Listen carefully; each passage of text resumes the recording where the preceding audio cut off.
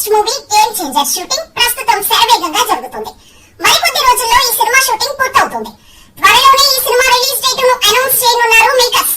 దీంతో RC16 కు రంగం సిద్ధం చేసుకుంటున్నాడు బుచ్చిబాబు. ఇప్పటికే ఈ సినిమా లాంఛనంగా ఎప్పుడో ప్రారంభమైంది. జాన్వీ కపూర్ హీరోయిన్ గా నటిస్తుంది. Oscar winner AR Rahman music అందిస్తున్నారు. ఇప్పటికే సాంగ్స్ కూడా కంపోజ్ అయిపోయాయి. ఇక కన్నడ స్టార్ శివరాజ్ కుమార్ కూడా కీలక పాత్రలో నటిస్తున్నారు. విలేజ్ బ్యాక్డ్రాప్ స్పోర్ట్స్ డ్రామాగా ఉత్తరాంధ్ర నేపథ్యంలో ఈ సినిమా ఉండబోతోంది.